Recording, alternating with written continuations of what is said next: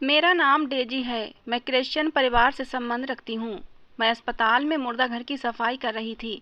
एक दिन अचानक मेरी नज़र एक मृत आदमी पर पड़ी जिसकी उंगलियां हिल रही थीं। मैं भागकर डॉक्टर के पास गई और उन्हें बताया तो डॉक्टर ने कहा कि अगर तुमने किसी को बताया तो मैं तुम्हें मार डालूंगा। मैं डर गई और चुप रही। डॉक्टर ने उसे इंजेक्शन लगा दिया और उसका पूरा शरीर ठंडा हो गया। फिर डॉक्टर ने उसे दफनाने के लिए भेज दिया। रात को मैं जब ड्यूटी से घर वापस आई, जैसे ही कमरे का दरवाज़ा खोला मेरी चीख निकल गई, क्योंकि सामने मेरे बेड पर बही मुर्दा सफ़ेद चादर में। एक दिन मेरी ड्यूटी मुर्दा घर के बाहर लगी, लेकिन उस दिन अस्पताल में बड़ा ही अजीब माहौल था। मुर्दा खाने के बाहर रोना पीटना नहीं था, बल्कि एक अजीब सी हलचल मची हुई थी। लोग मुर्दे को देखने के लिए जिद कर रहे थे, जबकि मुर्दे की हालत इतनी बिगड़ी हुई थी कि डॉक्टर ने देखने से मना कर दिया था। डॉक्टर ने मुर्दे को मुर्दा खाने में रख दिया था। मैं सफाई करते हुए डॉक्टर के रूम की तरफ गई तो अंदर से आती आवाज़ों पर मैं दंग रह गई थी। कमरे के अंदर डॉक्टर और मुर्दे के रिश्तेदार आपस में कुछ बातें कर रहे थे। खिड़की से अंदर झांका ये जानने के लिए कि मैंने जो सुना है सच या झूठ, लेकिन वो सच था। मैं फौरन पीछे हट गई कि कहीं कोई मेरा चेहरा न देख ले। अगर किसी को मालूम हुआ कि मैं उनकी बातें सुन चुकी हूँ तो कहीं ये मेरे लिए समस्या न हो जाए। मैं वहाँ से हटकर फौरन मुर्दा खाने के पास चली आई, जहाँ आज मेरी ड्यूटी लगी हुई थी। पहले मुझे इतना डर नहीं लगता था, क्योंकि मुझे मुर्दे देखने की आदत सी हो गई थी। दिन में कई मुर्दे यहाँ लाए जाते थे और उन्हें कोल्ड बॉक्स में रख दिया जाता था। मैं अंदर सफाई का सामान लेकर गई तो मेरी हालत खराब होने लगी थी। न जाने क्यों मेरा दिल कह रहा था कि कुछ गलत हुआ है। यहाँ मेरी आंखों से कुछ छुपा हुआ है जो कि बहुत ही गलत है और मेरे गले पड़ सकता है। लेकिन मैं अपने दिमाग में आती इन सोच को बार बार झटक रही थी। अपने ख्यालों पर कंट्रोल करती हुई अंदर की सफाई करने लगी, लेकिन ये देखकर दंग रह गई कि अभी जो मुर्दा आया था उसकी ताज़ा लाश कोल्ड बॉक्स में रखी ही नहीं गई थी, बल्कि बाहर सड़ने के लिए ही छोड़ दी गई थी। मैं थोड़ा आगे बढ़ी। मुझे उस लाश पर बड़ा ही दया आई, क्योंकि जो राज मैंने उस लाश के बारे में सुना था उसने मुझे डरा भी दिया था और मुझे उस पर दया भी आ गई थी। मैंने एक बार उस लाश को देखने का सोचा कि आखिर एक बार लाश को देखूं तो सही कि वो कौन है। इस इरादे से मैंने उसकी चादर हटाने के लिए हाथ बढ़ाया। सफ़ेद चादर उसके पूरे शरीर पर पड़ी हुई थी, लेकिन अगले ही पल मैं हल्की आवाज़ में चीखती हुई दूर हुई थी, क्योंकि मेरे चादर को हाथ लगाते ही चादर से ढका शरीर हिलने डुलने लगा था। मैं इतना ज़्यादा डर चुकी थी कि मेरे अंदर हिलने की भी ताकत नहीं थी। मैं उधर ही कुछ दूर खड़ी डर के मारे थर थर काँप रही थी और मेरी डरी हुई नजरें पत्थर बनी उसी लाश पर टिकी हुई थीं, जिसके शरीर की हरकत अब थम चुकी थी। मैंने वापस उसकी तरफ कदम बढ़ाए, क्योंकि शायद वो शरीर मुर्दा नहीं था बल्कि जिंदा था। लेकिन मैं अभी एक ही कदम बढ़ा पाई थी कि वो फिर से हिला। अब मेरी हिम्मत जवाब दे गई। मैं भागती हुई इस कमरे से निकल आई। ये मेरे साथ पहली बार हुआ था। मुर्दा खाने में मुर्दे का हिलना तो शायद मेरी जगह कोई और होता वो भी डर जाता। मैं बाहर भागती हुई डॉक्टर के पास गई तो डॉक्टर, जो उस मुर्दे के घर वालों को विदा कर रहा था, मुझे घबराए देखकर उसके चेहरे का रंग उड़ गया। मैंने जैसे ही कुछ कहने के लिए अपने होंठ खोले तो डॉक्टर ने मुझे खामोश रहने का इशारा कर दिया। मैं डॉक्टर के कमरे के पास चली आई। कुछ देर बाद डॉक्टर आया और मुझे अपने ऑफिस में ले गया। फिर मुझसे पूछा, क्या बात है, तुम डरी हुई क्यों हो? तो मैंने डॉक्टर को बताया कि डॉक्टर साहब, जो मुर्दा सुबह यहाँ लाया गया था वो मुर्दा नहीं है, बल्कि वो तो जिंदा है। मेरी बात सुनते ही डॉक्टर खामोशी से मुझे देखने लगा, फिर अपनी अलमारी की दराज से नोटों की गड्डी निकाल कर मेरे आगे कर दी। मैं पैसे देखकर हैरान रह गई जब वो मुझसे बोला, ये तुम्हारे लिए हैं। मैंने वो पैसे लिए और अचानक हुई इस खुशी को छुपा लिया और हैरत से पूछा, क्या ये पैसे सच में मेरे लिए हैं? तो वो डॉक्टर बोला, हाँ बिल्कुल तुम्हारे हैं, लेकिन तुमने जो देखा है उसके बारे में तुम किसी को कुछ नहीं बताओगी। डॉक्टर की बात सुनकर मैं चौंक गई, लेकिन अगले ही पल मैं समझ गई। डॉक्टर अंदर मुर्दा खाने में पड़े शरीर के बारे में बात कर रहा था। पहले तो मुझे लगा कि ये गलत है, लेकिन फिर मैंने सोचा, क्या फ़र्क पड़ता है, अंदर पड़ी जो बॉडी है वो कौन सी मेरे अपने सगे की है। इसलिए मैंने वो पैसे रख लिए और खुशी से हाँ में सिर हिला दिया कि मैं ये बात किसी को नहीं बताऊंगी। फिर मैं बाहर आ गई। मेरे साथ साथ डॉक्टर भी बाहर आया था। डॉक्टर ने अंदर जाते हुए दरवाज़ा बंद कर दिया और कोट की जेब से एक इंजेक्शन निकालकर ताज़ा लाई गई उस मुर्दे की बॉडी को लगा दिया, जो कि मुर्दा नहीं था। इंजेक्शन लगने से वो बॉडी थोड़ी हिलने डुलने लगी थी, लेकिन इंजेक्शन लगने के बाद वो बिल्कुल ही शांत हो गया और बेजान भी। ये सब देखते ही मेरे तो हाथ पांव कांपने लगे थे और मेरे रोंगटे खड़े हो गए थे। मुझे तो कुछ समझ नहीं आ रहा था ये सब क्या हो रहा था। क्या डॉक्टर ने उसका खून कर दिया था? मैं अविश्वास से डॉक्टर को देख रही थी जब वो मुझसे बोला, तुम अब जल्दी से यहाँ की सफाई करो और अपनी आंखें, कान और जबान बंद रखो। मैंने फौरन हाँ में सिर हिलाया कि कहीं वो डॉक्टर मेरे साथ भी कुछ बुरा न कर दे। उसके बाद डॉक्टर ने फ़ोन करके किसी को बुलाया और 5 मिनट के बाद ही 2 मर्द अंदर आए और उस बॉडी को उठाकर ले जाने लगे। जब डॉक्टर ने कहा कि जिस जगह बोला है वहीं दफना के आना, मैं खामोशी से कांपते हाथों से काम करती रही। जब उस मुर्दे को वो लोग ले गए, मैं वहाँ की सफाई करके फ्री हुई और पैसे लेकर बाहर निकली और ड्यूटी ख़त्म होते ही घर के लिए निकल गई। मैं बहुत डरी हुई थी। पैसे ना भी मिलते तो भी मैं अपना मुंह बंद ही रखती, क्योंकि मैंने जो देखा था उसके बाद तो मेरे होश ही उड़ गए थे। मैं वापस अपने घर आई, ताला खोल कर अंदर दाखिल हुई, जल्दी से पैसे रखे और दूसरे कमरे में दाखिल हुई तो डर के मारे चीख निकल गई। मेरे रोंगटे खड़े हो गए थे, क्योंकि मेरे कमरे में मेरे ही बेड पर वही बॉडी। दोस्तों, मेरा नाम डेजी है। मैं एक क्रिश्चियन हूँ। मेरी उम्र 25 साल है। मैं अपने माँ बाप की इकलौती औलाद हूँ और अब इस घर में मेरे साथ कोई नहीं रहता, क्योंकि कुछ साल पहले ही मेरी माँ का देहांत हो गया है और पापा तो बचपन में ही छोड़कर चले गए थे। मेरी माँ का नाम टीना था। मेरे पापा को मेरी माँ से मोहब्बत हो गई थी।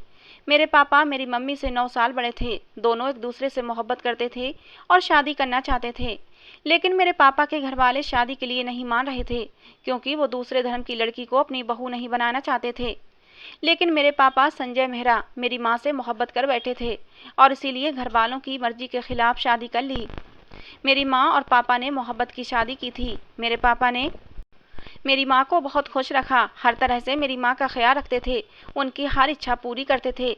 लेकिन शादी की शर्त के अनुसार मेरे नाना ने मेरे पापा से एक घर की डिमांड कर दी, क्योंकि इस शादी के खिलाफ तो मेरे नाना भी थे, लेकिन वो इस बात पर राजी हो गए थे कि शादी के बाद मेरे पापा उनके नाम एक घर करेंगे। शायद मेरे नाना कहीं ना कहीं अपनी बेटी के फ्यूचर को लेकर डरे हुए थे, इसलिए अपनी बेटी के फ्यूचर की सेफ्टी के लिए उन्होंने पापा से एक घर अपने नाम करवा लिया था। मेरे पापा बहुत ही पैसे वाले थे। शादी के बाद की ज़िंदगी बहुत ही अच्छी गुजर रही थी, लेकिन शादी के 2 साल तक भी मेरी माँ उम्मीद से नहीं हुई थी, तो इस बात को लेकर मम्मी और पापा दोनों परेशान रहते थे। डॉक्टर को दिखाया तो उन्होंने कहा कि परेशानी की कोई बात नहीं, जब भगवान की मर्जी होगी बच्चा हो जाएगा। लेकिन मम्मी कुछ ज़्यादा ही परेशान थीं। लेकिन फिर कुछ समय गुजर गया और फिर मम्मी प्रेग्नेंट हुई। मम्मी पापा दोनों ही बहुत खुश थे। पापा ने कहा कि मुझे बेटे की इच्छा है। ये सुनते ही मेरी माँ बिगड़ गईं और बोली, बेटा हो या बेटी क्या फ़र्क पड़ता है, ये तो भगवान की देन है। जो भी होगा हमें उससे मोहब्बत करनी चाहिए और उसकी अच्छी परवरिश करनी चाहिए। तो फिर पापा भी खामोश हो गए थे। बच्चा होने से पहले ही एक दाई ने बता दिया था कि मम्मी एक बेटी को जन्म देने वाली हैं, जिस पर पापा बहुत दुखी हुए थे। लेकिन फिर भी उन्होंने ये दिलासा कर लिया था कि अगली औलाद बेटा होगी। जब डिलीवरी का समय पास आया और मेरी मम्मी ने मुझे जन्म दिया, लेकिन मेरे जन्म लेने से पहले ही मम्मी का डिलीवरी केस बिगड़ चुका था, जिसकी वजह से बच्चेदानी निकालना पड़ी और डॉक्टर ने पापा को बताया कि वो कभी दोबारा माँ नहीं बन सकती। ये खबर पापा पर पहाड़ की तरह गिरी थी। पापा को बेटे की इच्छा थी, लेकिन बेटे की सबसे बड़ी इच्छा मेरे पापा की माँ की थी। मेरी दादी ने मेरे पापा को इसी शर्त पर माफ़ करने को बोला था कि अगर तेरी पत्नी बेटे को जन्म देगी उसके बाद ही तू अपनी पत्नी को घर लेकर आ सकेगा। पापा चाहते थे कि उनके बेटा हो जाए, जिससे कि वो अपने माँ बाप के साथ रहें। कुछ समय के बाद ही पापा ने मम्मी को ताने देने शुरू कर दिए। इसी बात को लेकर अक्सर मम्मी पापा के बीच लड़ाई हो जाया करती थी और फिर 1 साल के बाद ही पापा ने अपनी माँ की पसंद से दूसरी शादी करके मुझे और माँ को अकेला छोड़ दिया। लेकिन घर जो कि मेरे नाना ने पहले ही अपने नाम करवा लिया था, इसलिए घर मेरी माँ के पास ही था। नाना को लगा कि कहीं मेरे पापा वो घर किसी तरह हथिया ना लें, इसलिए नाना ने वो घर बेच दिया और फिर मैं और माँ दूसरी जगह जाकर घर लेकर रहने लगे। मेरे नाना ने बहुत जोर दिया कि मेरी माँ दूसरी शादी कर लें, लेकिन उन्होंने मेरी खातिर दूसरी शादी नहीं की। कुछ समय के बाद नाना भी हमें अकेला छोड़कर चले गए। मेरी परवरिश का सारा खर्चा मेरी माँ ने ही उठाया। वो एक जॉब करने लगी थीं। समय पर लगाकर उड़ गया और मैं बड़ी हो गई और ख़ुद एक स्कूल में पढ़ाने लगी। लेकिन उसी दौरान मेरे साथ कुछ ऐसा हुआ जिसने मेरी ज़िंदगी बदल दी। एक बहुत बड़ा तूफ़ान मेरी ज़िंदगी में आया, जो कि मेरी ज़िंदगी को उजाड़ गया। मेरा दुख मेरी माँ की जान लेकर ही छूटा। मेरी माँ इस दुनिया से चली गई, मुझे रोता और बिलखता छोड़कर। अब मैंने वो जगह भी छोड़ दी और दूसरी जगह किराए के मकान में रहने लगी। खर्चा बढ़ गया था। मैंने स्कूल में पढ़ाना भी छोड़ दिया था और दूसरी नौकरी तलाश की तो मुझे अच्छी तनख्वाह पर मुर्दा खाने में सफाई की नौकरी मिली। पहले तो मुझे ये नौकरी करने में थोड़ा डर लगा, लेकिन तनख्वाह बहुत अच्छी थी क्योंकि यहाँ पर काम करने को बहुत ही कम लोग तैयार होते थे। तनख्वाह ज़्यादा होने की वजह से मैं मान गई और वहाँ की सफाई करने लगी। जब मैं पहले दिन मुर्दे खाने में आई थी तो मेरे हाथ पैर कांपने लगे थे, पर ये एक दिन तो जैसे तैसे करके बड़ी मुश्किल से गुजार लिया था। यहाँ तक कि पहले दिन तो मुझे बुखार भी हो गया था। डॉक्टर को पता चला तो उसने समझाया कि अक्सर ऐसा होता है, कुछ दिन में तुम ठीक हो जाओगी, तुम्हें आदत लग जाएगी काम करने की। लेकिन अक्सर ही ऐसा होने लगा था कि वहाँ पर लाए जाने वाले मुर्दों को देखकर मेरी तबीयत खराब हो जाती, मेरा दिल बहुत ज़्यादा घबराता। लेकिन फिर धीरे धीरे आदत हो गई मुर्दों को देखने की और फिर मैं आराम से नौकरी करने लगी। और अब ये अजीब हादसा हुआ कि एक लाश मुर्दे खाने में लाई गई। उस लाश के घर वाले उस लाश को मांग रहे थे, पर उन्हें लाश नहीं दी गई, जबकि वो तो लाश थी ही नहीं, वो तो जिंदा इंसान था। लेकिन फिर डॉक्टर ने पैसे देकर मेरा मुंह बंद करवा दिया और फिर उस इंसान को मार दिया। और फिर मैं जब मुर्दा खाने की ड्यूटी करके घर वापस आई तो फिर जो मैंने देखा, मेरे पैरों तले से ज़मीन निकल गई, क्योंकि वही मुर्दा खाने की बॉडी जिसको डॉक्टर ने इंजेक्शन लगाया था वो मेरे बेड पर लेटा हुआ था। उसके ऊपर अभी तक चादर ढकी हुई थी। उसके एक तरफ एक डॉक्टर और आदमी खड़ा था। मैं बहुत ज़्यादा डर गई थी और बाहर भागने लगी कि लाश को तो कब्र में होना चाहिए था, ये मेरे बेड पर क्या कर रही है, ये डॉक्टर और आदमी मेरे घर में कैसे आए। मैं बाहर भागने ही लगी थी कि उस डॉक्टर ने मुझे पकड़ लिया और बोला तुम यहाँ से नहीं भाग सकती। मैं चिल्लाने लगी तो उन दोनों ने पकड़कर मुझे कुर्सी पर बिठाकर मेरे हाथ बांध दिए। मैं रोने लगी तो वो बोले हम तुम्हारे साथ कुछ नहीं करेंगे, रो मत। जबकि मैं तो डर के मारे कांप रही थी। जब डॉक्टर ने कहा देखो ये आदमी जिंदा है और हमें आगे भी इस आदमी को जिंदा रखना है, इसलिए इसे तुम्हारे घर में रखा है क्योंकि यहाँ पर सुरक्षित है। उसकी बात सुनते ही मुझे गुस्सा आया तो वो बोला हम पहले से ज़्यादा तुम्हें और पैसे देंगे। तो मैं इस बार साफ मना कर दिया कि मुझे पैसे नहीं चाहिए, मुझे इन सब बातों से दूर रखो। तो वो डॉक्टर बोला तुम चाहे पैसे ना लो लेकिन काम तो तुम्हें फिर भी करना पड़ेगा। डॉक्टर की बात सुनते ही मैं डर गई। डॉक्टर ने फिर कहा कि तुम्हें इस आदमी को अपने घर में रखना पड़ेगा और ज़रूरत के सारे काम करने हैं। बाकी इस आदमी के साथ एक डॉक्टर और एक आदमी रहेंगे और गलती से भी इस आदमी के कमरे में नहीं जाओगी। डॉक्टर की बात पर मैं ठिठक गई कि मैं क्यों उस आदमी के कमरे में नहीं जा सकती और क्यों उसकी शक्ल नहीं देख सकती, बल्कि मेरे अंदर तो उत्सुकता बढ़ने लगी थी कि आखिर वो आदमी है कौन। लेकिन डर इतना ज़्यादा था कि मैंने फ़ौरन हाँ में सिर हिला दिया। जब उस डॉक्टर ने कहा अगर तुमने किसी को भी कुछ भी बताने की कोशिश की तो मैं तुम्हें छोड़ूंगा नहीं और तुम्हें हमेशा के लिए इस दुनिया से दूर भेज दूंगा। मैं बहुत ज़्यादा डर गई थी, इसलिए मैं मान गई। उस डॉक्टर ने मेरे हाथ पैर खोल दिए और चला गया, जबकि मैं बहुत ज़्यादा परेशान हो चुकी थी। मुझे ये भी जानना था कि आखिर वो आदमी है कौन। दिन गुजरने लगे, डॉक्टर उसका इलाज करते रहते। मुझे कमरे में जाने की इजाज़त नहीं थी। सिर्फ उस समय कमरे के दरवाजे तक जाती जब वो लोग मुझसे कोई चीज़ मांगते थे। ऐसे ही करते करते एक हफ्ता हो गया था और उस आदमी को होश भी आ गया था, लेकिन अभी तक मुझे अंदर जाने की अनुमति नहीं थी। एक दिन आधी रात के समय मेरी आँख खुली तो मैंने बाहर आवाज़ सुनी। मैं कमरे से बाहर निकली तो देखा जो गार्ड उस आदमी के पास हमेशा रहता था वो बाथरूम जा रहा था। उसके बाथरूम जाते ही उस आदमी के कमरे में मैं गई तो देखा कि वो आदमी बेड के दूसरी तरफ करवट लिए सो रहा था। मैं धीरे से आगे बढ़ी और धड़कते दिल के साथ जैसे ही उस आदमी की शक्ल देखी तो मेरी सांसें रुक गईं, क्योंकि वो आदमी कोई और नहीं बल्कि वो तो मेरा जब मेरी माँ जिंदा थी और हम दोनों साथ साथ खुशी से रहते थे और मैं एक स्कूल में पढ़ाने लगी थी। उस समय मैं जिस स्कूल में पढ़ाती थी वो स्कूल बहुत बड़ा था, पर मेरी शिक्षा ज़्यादा नहीं थी, इसलिए सबसे छोटी क्लास की टीचर के लिए मुझे लिया गया था। मेरा काम भी बच्चों को पढ़ाना नहीं बल्कि बच्चों को संभालना होता था। वहाँ एक बहुत ही प्यारी सी बच्ची थी जिसका नाम एलिस था। वो बहुत ही मासूम और प्यारी सी बच्ची थी। मुझे उस बच्ची के सबसे करीब जो चीज़ करती थी वो ये थी कि उसकी माँ नहीं थी। उसकी माँ उसे छोड़कर जा चुकी थी और वो थी भी अमीर घर की बच्ची, जहाँ किसी के पास मोहब्बत देने का समय नहीं होता। मुझे उस बच्ची पर बहुत दया आती थी और वो मुझे अपनी अपनी सी लगने लगी थी। मैंने उससे दोस्ती कर ली, वो भी मुझसे बहुत ज़्यादा घुल मिल गई थी। एक दिन अचानक स्कूल में उसके पापा आए और मैडम के सामने मेरा नाम लेकर पूछा तो मैडम ने मुझे उससे मिलवाया। मैं डर गई कि कहीं इस बात पर ऐतराज़ ना हो कि मैं उनकी बच्ची से दोस्ती की है। मैं डरते डरते प्रिंसिपल के ऑफिस गई तो देखा वहाँ एक खूबसूरत नौजवान बैठा हुआ है। उसने मुझे देखते ही मैडम से मुझे अकेले में बात करने के लिए कहा। पहले तो मैडम को ऐतराज हुआ, लेकिन उस आदमी की जिद पर वो मान गईं। मैं परेशान थी कि न जाने उसको मुझसे क्या बात करनी है, जबकि वो भी कुछ परेशान सा लग रहा था।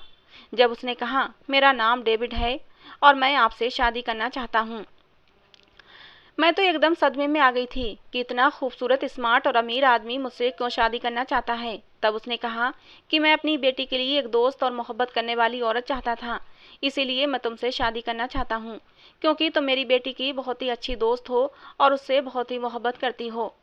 डेविड ने मुझसे कहा कि शादी के बाद मैं तुम्हारी माँ का भी पूरा खर्चा उठाऊंगा और तुम्हें पत्नी होने का पूरा सम्मान और हक दूंगा। मैं परेशान हो गई, मुझे समझ नहीं आ रहा था कि मैं क्या कहूँ। उस आदमी ने मुझे सोचने का थोड़ा समय दिया। मैंने घर आकर अपनी माँ को सब कुछ बताया, तो मेरी माँ ने भी मना कर दिया कि इतने बड़े घर के लोगों में मत जाना, ये लोग दौलतमंद बहुत ही मतलबी होते हैं। मैं माँ की बात मान गई और डरकर नौकरी भी छोड़ दी। अभी एक ही हफ्ता निकला था कि पता निकलवा कर डेविड अपनी बेटी को लेकर मेरे घर आ गया। मैं डर गई, पर उसने आकर मेरी माँ से बात की, उनसे जिद की, तो फिर मेरी मम्मी को मानना पड़ा और फिर मेरी शादी डेविड से हो गई। वो मुझे अपने साथ अपने घर ले आया। एलिस भी बहुत खुश थी, लेकिन मैं कुछ डरी हुई थी। उसके घर में बहुत सारे लोग थे। मेरे सास ससुर तो जिंदा नहीं थे, पर उनके ताया चाचा वगैरह थे और मुझसे मिलकर कोई भी खुश नहीं हुआ था। बल्कि मेरे पति डेविड को बातें सुनाई थीं कि किसी सड़क छाप को उठाकर घर ले आए हो। लेकिन डेविड ने उन्हें डांट कर चुप करवा दिया और मेरा हाथ पकड़कर मुझे कमरे में ले आया और मुझसे कहा कि तुम किसी की बात पर कान मत धरना, सिर्फ मेरी बेटी का ध्यान रखना। धीरे धीरे हमारी जिंदगी बहुत ही खुशी से गुजरने लगी थी। मेरा पति भी बहुत ही अच्छा था। वो मेरा बहुत ही ध्यान रखता था, मेरी हर बात मानता था, मेरी सारी इच्छाओं को पूरा करता था। मैं भी उसकी बेटी एलिस का बहुत ध्यान रखती थी। दोस्ती तो मेरी पहले से ही थी उससे। अब तो मैं उससे और भी ज़्यादा प्यार करने लगी थी। एलिस भी मुझसे बहुत प्यार करती थी, लेकिन डेविड की तरफ से मैं थोड़ी चिंतित रहती थी। वैसे तो डेविड बहुत ही अच्छा था, लेकिन वो बहुत ही कम बात करता था। मैं जानती थी कि उसने मुझसे शादी सिर्फ अपनी बेटी के लिए की थी। उसने तो शादी के पहले ही दिन मुझसे कह रखा था कि मैं तुमसे कुछ नहीं मांगता, सिर्फ वो 2 चीज़ों के अलावा, मेरी बेटी के साथ वफादार रहना, उसका ध्यान रखना, और दूसरी बात, मेरी भी वफादार रहना, मुझे कभी धोखा मत देना। इतना कहते कहते उसने मुझे धमकी भी दी थी, अगर तुमने किसी और के साथ किसी भी तरह के कोई संबंध बनाए तो मैं तुम्हें जान से मार दूंगा। मुझे भला क्या इतराज हो सकता था। हमारी शादी को कुछ ही महीने गुजरे थे जब मेरे पति को किसी जरूरी काम से बाहर के देश जाना पड़ा, और तब मेरे पति की चाची और उनकी बेटी मेरे पास आती और मुझसे बातें करती। 15 दिन में ही उनका रवैया मेरे लिए बहुत बदल गया था। वो मेरे साथ खूब बातें क्या करती थीं, लेकिन एक दिन जब वो मेरे कमरे में आई तो उनके हाथ में मेरी कुछ फ़ोटोज़ थीं। लेकिन फ़ोटोज़ देखकर मेरा रंग उड़ चुका था, क्योंकि फ़ोटोज़ में मैं किसी गैर मर्द के साथ बहुत ही आपत्तिजनक हालत में थी। लेकिन वो फ़ोटो मेरे नहीं थे, लेकिन चेहरा मेरा ही था। मैं वो फ़ोटो हाथ में लिए डर के मारे थर थर काँप रही थी। मेरे पति की चाची कहने लगीं कि सब कुछ छोड़ छाड़ कर अपने घर चली जाओ, नहीं तो तुम्हारे पति को सब कुछ बता देंगे और फिर वो तुम्हारे और तुम्हारी माँ के साथ बहुत ही गलत करेगा। उन लोगों की बातें सुनकर मैं बहुत ज़्यादा डर गई, क्योंकि ये बात तो मैं जानती थी कि मेरे पति ने मुझे बता रखा था कि कभी मुझे धोखा मत देना, नहीं तो अंजाम बुरा होगा। मैंने उन लोगों से बहुत मिन्नतें की, बहुत हाथ पैर जोड़े कि ऐसा मत करो, मुझे मेरे पति के साथ खुशी से रहने दो। मेरा नहीं तो कम से कम उस मासूम बच्ची का ही ध्यान कर लो, वो मेरे बिना कैसे रहेगी। लेकिन उन लोगों ने मेरी एक ना सुनी और फिर मैं मजबूरी में घर छोड़कर चली गई। उन लोगों ने ये भी शर्त रखी थी कि जिस घर में तुम अभी रहती हो वो घर भी छोड़ देना। मैंने घर जाकर मम्मी को सारी बातें बताईं तो वो भी डर गईं। हमारे आगे पीछे तो कोई था नहीं, हम अकेली 2 औरतें किस किस का मुकाबला करते। फिर हमने घर बदल दिया। वो समय हमारे लिए बहुत ही मुश्किल था। मेरी ज़िंदगी उजड़ चुकी थी। मेरी वजह से मेरी माँ की तबीयत भी ख़राब रहने लगी थी और फिर वो मेरे गम को लिए इस दुनिया से ही चली गईं। मैं बहुत दुखी थी, लेकिन धीरे धीरे खुद को संभाला और फिर से नौकरी की तलाश शुरू कर दी। और इस बार जो हुआ वो मेरे हाथ पैर फुला गया था, क्योंकि सामने बेड पर मौजूद इंसान कोई और नहीं बल्कि मेरा पति था। मैं सांस रोक के उसके सामने खड़ी थी जब अचानक से उसने आंखें खोल दी। मेरी आंखों से आंसू बह रहे थे और मैं वहीं उसके सामने जमकर खड़ी हुई थी। मेरे पति का सर पट्टी से जकड़ा हुआ था, वो खड़े होने की हालत में नहीं था। वो मुझे वहीं से लेटे लेटे देख रहा था और फिर इशारे से मुझे पास आने के लिए कहा, लेकिन मैं वहीं खड़ी रही और रोती रही। तब तक गार्ड आ गया था और मुझे अंदर देखते ही भड़क गया। इससे पहले कि वो मुझे बाहर निकालता, मेरे पति ने उसे बाहर जाने को कहा और फिर मेरे पति ने मुझे अपने पास बुलाया तो मैं धीरे धीरे चलते हुए उसके पास चली आई। फिर उसने मेरे हाथ पकड़ लिए। मैं एकदम से डर के मारे पीली पड़ गई थी, लेकिन वो बहुत ही नरम शब्दों में बोला, तुम चाची के डराने पर क्यों भाग गई थीं? क्या तुम्हें खुद पर विश्वास नहीं था? उसके पूछने पर मैं बुरी तरह रोने लगी और कहा, आप मुझ पर विश्वास नहीं करते, अपनी चाची पर करते, और उनके पास तो झूठा सबूत था। मेरी बात सुनते ही मेरा पति बोला, मेरी पत्नी हो तुम पर विश्वास नहीं करता तो फिर किस पर करता? तुमसे शादी मैंने जांच पड़ताल करके की थी। मुझे तुम पर बहुत विश्वास था कि तुम बहुत ही अच्छी लड़की हो। सबसे ज़्यादा विश्वास तो मुझे तुम पर ही था, इसीलिए तो अपनी जान से प्यारी बेटी तुम्हारे हवाले कर दी थी। उसके कहने पर मैं जोर जोर से रोने लगी। मैंने पूछा कि आपको ये सब कैसे पता चला? तो वो बोला, तुम्हारे जाने के बाद चाची ने वही तस्वीर मुझे दिखाकर कहा था कि तुम इसी लड़के के साथ भाग गई हो। उनकी बातें सुनते ही मैं दंग रह गया था। मैंने फौरन नाम में सिर हिलाया। जब वो दोबारा बोली कि ये सच है, तुम्हारी पत्नी ने तुम्हें धोखा दिया है और धोखा देकर भाग गई है। मुझे मालूम था कि वो झूठ बोल रही हैं। मैंने शिकवा भरी नज़रों से डेविड को देखा। पूछा, अगर मालूम था कि वो झूठ बोल रही हैं तो मुझे ढूंढा क्यों नहीं? मेरी बात पर उसने कहा कि तुमने मेरे ऊपर विश्वास ही नहीं किया और मुझे छोड़कर चली गई थीं, तो मैं तुम्हें क्यों ढूंढता? मुझे तुम पर बहुत गुस्सा था। कम से कम एक बार मेरे सामने खुद को बेगुनाह साबित करने की कोशिश तो करती। उसकी बात सुनकर मेरी आंखों से आंसू और भी तेजी से बहने लगे, तो वो मेरी आंसू अपने हाथों से साफ करने लगा। मैंने डेविड को बताया कि मेरी माँ का देहांत हो चुका है और मैं अकेली हो गई हूँ। मेरी आंखों में आए आंसुओं को साफ करते हुए उसने कहा कि तुम अकेली नहीं हो, तुम्हारा पति अभी जिंदा है और तुम्हारे साथ है। फिर मैंने उससे पूछा कि ये सब क्या है, आपकी ये हालत कैसे हुई? मैंने तो डॉक्टर को उस दिन किसी से कहते सुना था कि आपको मारने के लिए डॉक्टर ने पैसे लिए हैं। तब मेरे पति ने बताया कि वो मेरे चाचा ही हैं, लेकिन वो मेरे सगे चाचा नहीं हैं। वो मेरी दौलत हासिल करने के लिए मुझे रास्ते से हटा देना चाहते हैं ताकि मेरी दौलत हासिल कर लें, लेकिन उनके गलत इरादों से मैं बहुत मुश्किल से बचा हूँ, जबकि अपने ख़ानदान की नज़रों में मैं मर चुका हूँ। मेरी तो कब्र भी नकली बन चुकी है। अपने पति की बात सुनते ही मैं रोने लगी तो उसने कहा कि परेशान मत हो, सब ठीक हो जाएगा। ठीक होते ही मैं लोगों से निपट लूँगा। मैं डेविड के सीने से लगकर फूट फूट कर रोने लगी। डेविड ने मेरा सर सहलाकर मुझे तसल्ली दी। इतने दिनों का अकेलापन, तन्हाई, डर, सब कुछ आंसुओं में बह गया था। डेविड के गले से लगकर मुझे सुरक्षा का एहसास हो रहा था। दिल में सुकून उतर गया था कि मेरा भी कोई अपना है। मैं जी जान से डेविड की सेवा में लग गई। वो डॉक्टर भी डेविड से मिलने आया था, जिसने मुझे मुंह बंद रखने के लिए पैसे दिए थे। जब उसे सच्चाई पता चली कि मैं ही डेविड की पत्नी हूँ तो वो भी बहुत हैरान हुआ था। अब उस गार्ड को मैंने और डेविड ने मना कर दिया और मैं ही डेविड की देखभाल करती हूँ। मेरी सच्ची मोहब्बत, लगन और मेरी सेवा से डेविड कुछ ही दिनों में ठीक हो गया और फिर डेविड मुझे लेकर घर पहुँच गया। डेविड के चाचा ये सब देखकर हैरान रह गए थे। डॉक्टर की गवाही देने पर वो सब लोग जेल में जा चुके हैं। प्यारी सी एलिस मुझे और अपने पापा को देखते ही खुशी से चहक पड़ी थी, लेकिन उसके चेहरे पर वो पहले जैसी ताजगी और रौनक नहीं थी। शायद उसके साथ भी बहुत जुल्म हुआ था। मैंने कसकर एलिस को गले से लगा लिया था। एलिस भी मम्मा पापा कहते हुए हम दोनों से लिपट गई थी। अब मैं अपनी बेटी एलिस के साथ और अपने पति डेविड के साथ खुशी खुशी ज़िंदगी गुजार रही हूँ। तो दोस्तों, आज की हमारी ये कहानी आपको कैसी लगी ज़रूर बताना। हमारी कहानी को लेकर आपकी क्या राय है ज़रूर बताया करें दोस्तों। इससे हमें पता चलता है कि आपको हमारी कहानी पसंद आ रही है या नहीं। हर रोज़ एक नई कहानी सुनने के लिए हमारे चैनल को सब्सक्राइब करें। कहानी को अंत तक सुनने के लिए आप लोगों का बहुत बहुत धन्यवाद दोस्तों। मिलते हैं अगली किसी नई कहानी में।